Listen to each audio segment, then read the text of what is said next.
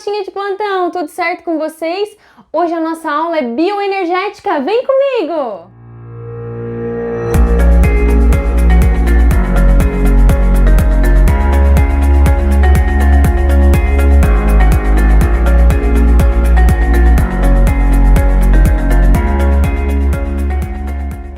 Pessoal, vamos falar um pouquinho hoje sobre uma área da biologia conhecida como bioenergética. Ao estudarmos citologia, percebemos que a nossa célula trabalha pra caramba.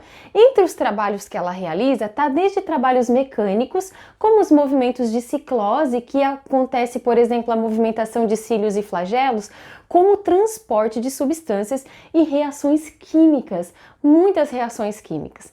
Ao conjunto de reações químicas que acontecem dentro das células e que permitem que o nosso organismo se mantenha em funcionamento, eu chamo de metabolismo. E é o seguinte, esse metabolismo ele pode ser de dois tipos. Eu posso chamar esse metabolismo de anabolismo, quando é uma reação de síntese, quando eu uno moléculas simples para a formação de moléculas mais complexas. Por exemplo, se eu pegar vários monossacarídeos, que são carboidratos pequenos, e formar um polissacarídeo, que é uma molécula complexa, eu tenho aí um metabolismo do tipo anabolismo. Vou dar um outro exemplo, que nós estudamos inclusive lá em bioquímica celular. Quando a gente viu que para formar uma proteína, eu preciso unir vários aminoácidos. Então, a união de vários aminoácidos para formar uma proteína, que é um polipeptídeo, uma molécula complexa, eu tenho aí um metabolismo do tipo anabolismo. Para fazer uma síntese proteica, para que o anabolismo aconteça, eu preciso de energia. E é desses processos energéticos de transformação de energia que acontecem dentro das nossas células que a gente vai falar hoje, que é o que se enquadra em bioenergética. Mas vamos falar um pouquinho. Eu tenho anabolismo, mas eu também tenho catabolismo, que é exatamente o contrário de anabolismo, que é quando eu pego uma molécula grande e eu quebro ela em moléculas mais simples.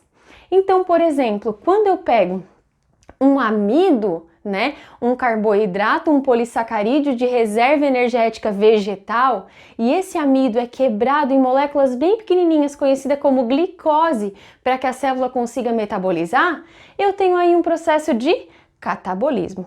Falando em glicose, a gente vai falar muito nela, afinal de contas, quando a gente fala em bioenergética, a gente pensa qual é a nossa molécula, que é a nossa fonte de energia. A nossa fonte de energia primária é sempre um carboidrato. E o carboidrato que mais vai cair na sua prova, com certeza, é a glicose. Glicose, representada aqui molecularmente como C6H12O6, é a molécula preferencial energética que vai ser metabolizada nas nossas células. A gente também pode metabolizar qualquer outro composto orgânico, mas a glicose é o que é mais estudada nesses processos de bioenergética. Mas, por exemplo, a frutose, a galactose também são monossacarídeos que são super utilizados para metabolismo energético. Mas também pode haver quebra de proteínas, quebras de lipídios, E essas moléculas também são fonte de energia. Mas a gente está falando aqui da nossa queridíssima, da nossa fonte primária, C6H12O6, glicose. Então, além desses conceitos de metabolismo, anabolismo e catabolismo, eu trouxe dois novos conceitos hoje para vocês. Reações exergônicas, que ocorre liberação de ATP, outro conceito novo, e reações endergônicas, que ocorre a absorção de ATP. Então, assim como a glicose é a nossa fonte primária de energia, a nossa molécula energética é conhecida como adenosina trifosfato. Do que o ATP é feito? O ATP é feito de uma ribose ligado a uma adenina, ligado a 3 grupos fosfatos. Essa é a nossa molécula energética. A quebra dessa molécula gera uma outra molécula. A quebra dela por hidrólise, ou seja, à medida que a gente vai colocando água nela, para que ocorra uma reação química chamada de hidrólise, quebra por água, ela é transformada em ADP. adenosina difosfato, ou seja, um fosfato dela é desassociado e essa quebra gera uma liberação de energia. E essa liberação de energia, essa energia liberada, ela vai ser utilizada aí para um trabalho celular, certo? Quando eu tenho uma liberação de energia, ou seja, a quebra do ATP e a liberação de energia, eu tenho uma reação conhecida como exergônica. Mas se eu tiver uma absorção de energia, por exemplo, no processo de fotossíntese, eu tenho absorção de luz solar para produção, né, para conversão dessa energia luminosa em energia química, né? Então eu tenho absorção de energia. Quando eu tenho absorção de energia para a formação de novas moléculas, eu tenho aí reações que são do tipo endergônica. A própria produção de ATP, ela passa por vezes sendo exergônica, por vezes sendo endergônica, porque a gente chama de ciclo do ATP. O ATP não é uma molécula que sempre vai ser ATP. Ela vai estar constantemente sendo quebrada, mas sendo quebrada e sendo reconstituída. Então, quando ela é quebrada, eu tenho aí um processo de liberação de energia exergônica, mas quando ela é reconstituída, eu tenho um processo endergônico, né, onde eu tenho aí a produção de uma nova molécula energética, né? Uma coisa interessante, falei para vocês que a energia dos seres vivos, more glicose. E essa glicose, ela vai ser produzida por dois processos.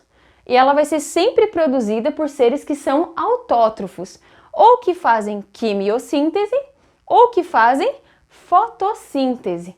Esses dois processos são reações químicas que pegam substâncias inorgânicas para transformação de moléculas orgânicas, né? Então eu vou ter aí um caso de reação endergônica, onde eu estou buscando moléculas, né, inorgânicas para a formação de substância orgânica que vai ser utilizada como fonte primária de energia. Então eu vou ter absorção de energia para a formação de uma molécula que vai ser fonte primária de energia.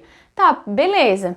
Aconteceu esse processo químico, formou a glicose, então tá bom? Não, porque essa glicose tem que entrar dentro da nossa célula e ela tem que ser quebrada para essa energia ser liberada. E aí a gente entra no processo de quebra, onde eu tenho um processo de fermentação e respiração celular.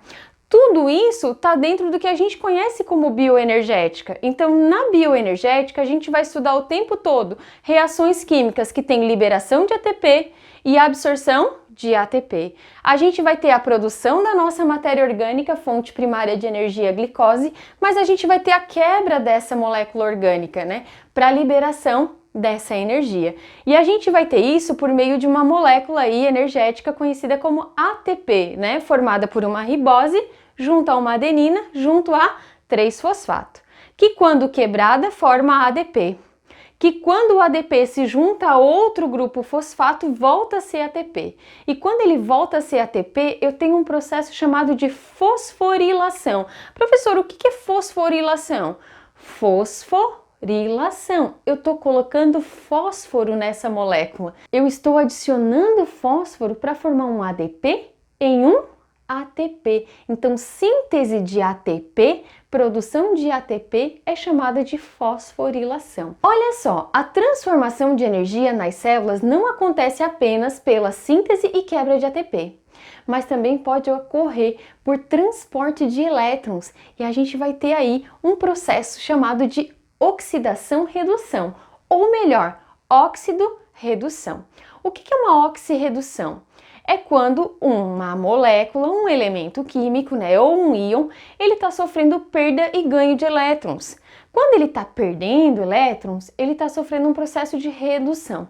Quando ele está ganhando elétron, ele está sofrendo um processo de oxidação. E nesse caso a gente vai ter um elemento químico conhecido como hidrogênio, que ele está super envolvido nesses processos de transformação de energia dentro da célula. E dentro da nossa célula existem moléculas que amam hidrogênio. E que moléculas são essas? NAD e FAD. E eu vou ter sempre duas versões deles. As duas, o NAD e o FAD, são moléculas que são carregadoras de elétrons e hidrogênio. O que acontece? Quando eu tenho Essas moléculas oxidadas é porque elas perderam o elétron.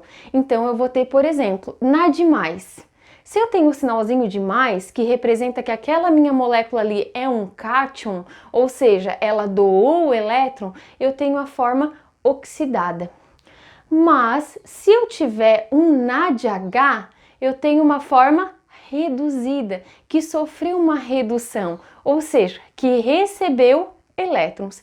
Quem é NAD e quem é FAD, professora? Quem é NADH e quem é FADH? São moléculas que são transportadoras de elétrons, e o transporte de elétrons é mais um processo dentro das nossas células que permitem a transformação de energia. Beleza, gente? Vamos ao nosso resumindo! Então, galera, pegue seu papel e a sua caneta e vamos ao nosso esquemão de estudo sobre bioenergética, uma breve introdução que vai fazer você ficar craque nesse conteúdo. Bioenergética é o campo da biologia que estuda as transformações de energia que ocorrem no metabolismo celular. Metabolismo é um conjunto de reações químicas que acontecem no interior das células, e eles podem ser de dois tipos. Anabolismo, quando ocorre síntese e união, por exemplo, quando aminoácidos se juntam para formar proteína. Catabolismo é a quebra de moléculas complexas, como é o caso do amido quando quebra-se em glicoses. Conforme a liberação de energia, as reações são classificadas em dois tipos: exergônicas, quando há liberação de ATP, ou endergônicas, quando há absorção de ATP. Quanto à energia e os seres vivos, a glicose é o monossacarídeo carboidrato combustível mais utilizado pelos seres vivos. Sua quebra gera energia contida em suas reações. É produzida por meio da fotossíntese e quimiossíntese por seres que são autótrofos. A sua quebra ocorre por respiração celular e fermentação. Moléculas importantes. ATP. ATP significa adenosina trifosfato e ela é feita de uma ribose associada a uma adenina associada a 3-fosfato. É a nossa moeda energética. O ATP, quando quebrado por hidrólise, gera ADP mais fosfato e libera energia. Quando a ADP se junta a um grupo fosfato, é um fenômeno chamado de fosforilação, síntese de ATP.